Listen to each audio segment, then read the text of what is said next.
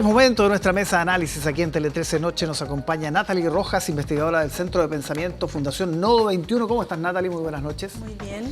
Y América Castillo, coordinadora de Vocación Pública del Centro de Estudios Idea País. América, gracias por estar acá. Buenas noches. Parto contigo.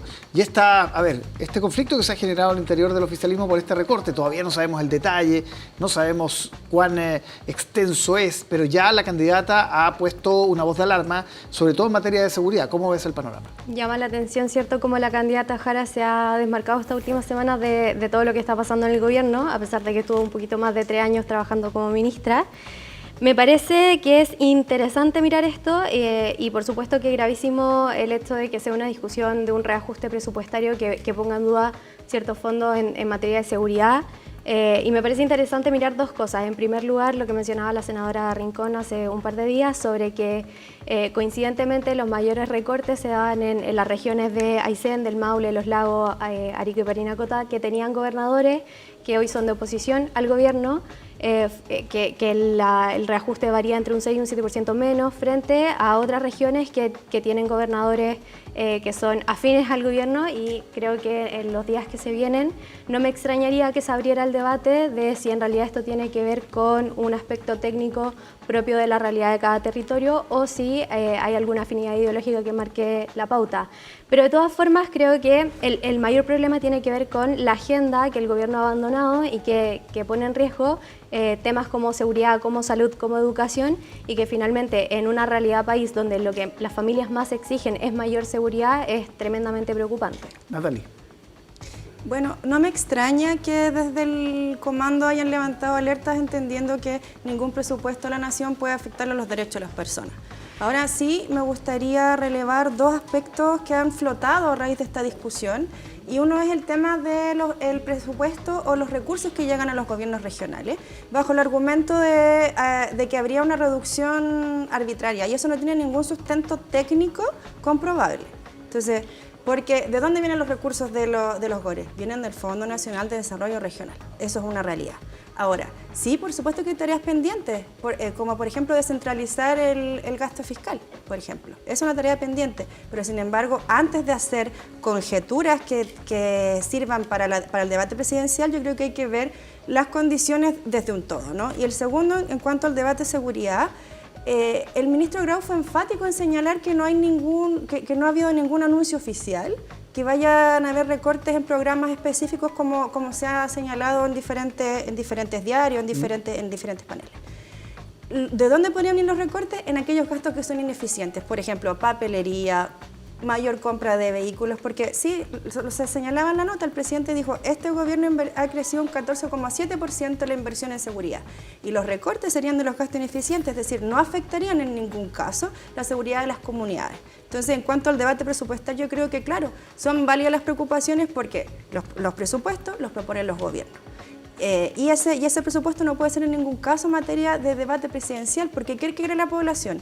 Quiere que su seguridad, que la economía familiar esté asegurada, es decir, que el presupuesto sea un tronco, ¿cierto?, que les asegure el bienestar futuro el próximo año y no un gallito de poder entre las candidaturas presidenciales. Y otro punto, América, tiene que ver con la holgura, ¿no?, que han solicitado, la flexibilidad también, sobre todo los candidatos de derecha, Matei, Kast, incluso Parisi, en términos de no quedar amarrados a un presupuesto.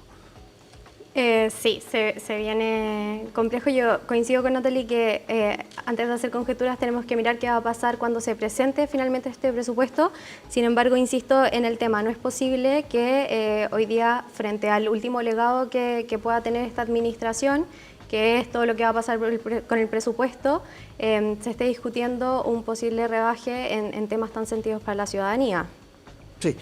Avanzamos con otro tema que tiene que ver con las multas por voto. Ya se estableció, el gobierno finalmente repuso esa indicación en el Senado, se aprobó, pero hay una suerte de rebelión. Yo ayer hablaba con el diputado Manucheri, por ejemplo, y hay varios en el oficialismo que dicen, sigue siendo muy alto, no somos un buzón, nosotros no estamos seguros de aprobar esto. ¿Cómo has visto ese debate, Natalie?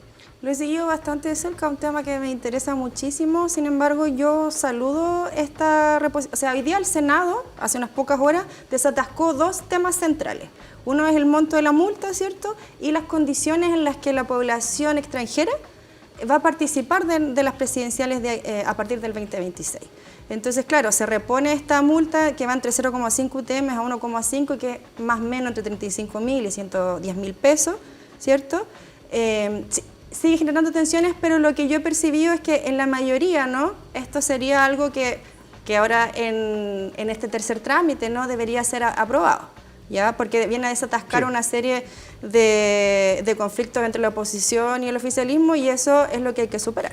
Y yo creo que en ese sentido está bien, es una medida que, por supuesto, cuando hay negociaciones nunca quedan contentas y contentos todos los sectores. Ahora, y el segundo aspecto es las condiciones en que ahora, por ejemplo, la población extranjera, a partir de su residencia definitiva, tienen que esperar 10 años para participar de las elecciones, y que se descontarán aquellos periodos de salida al país de más de 90 días en un periodo de 12 meses. Y con eso no empezamos a asemejar la norma internacional que habíamos dicho antes. O sea, Chile es una excepción junto a 4 países más, que son Uruguay, Ecuador, Malawi y Nueva Zelanda, que incluyen a la población extranjera en la elección presidencial, porque la norma generalizada es que la población extranjera solo participe de elecciones locales y en algunos más extendidos de las regionales, ¿ya? Con la diferencia que ahí la población extranjera tiene que inscribirse en los registros, no es automático como acá.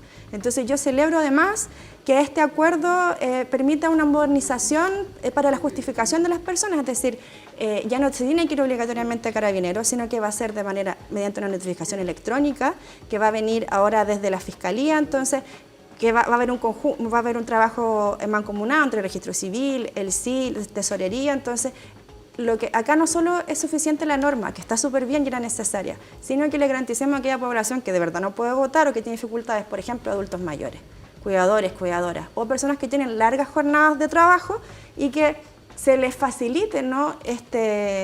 La forma de poder decir, bueno, no puedo ir a votar. Y por supuesto, ahora también es necesaria una labor pedagógica de parte del Estado, ¿no? Es decir, que habiliten, no sé, ventanillas, que se informe el cómo va a ser este proceso para que no existan dudas y la gente no esté desorientada al respecto.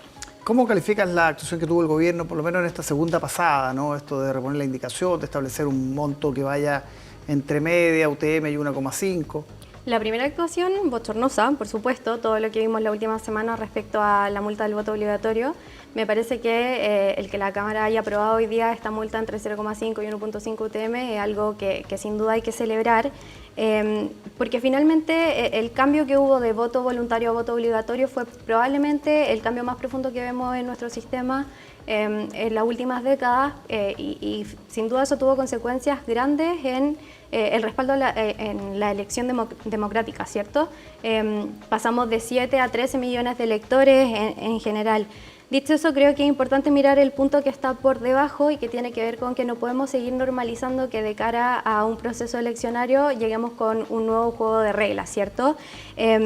Pasó primero con las listas independientes, ahora pasa con la multa al voto, y finalmente esto ¿qué genera? Genera más desconfianza en las instituciones y genera también una profundización de este sentir que finalmente las reglas del juego se cambian según la conveniencia.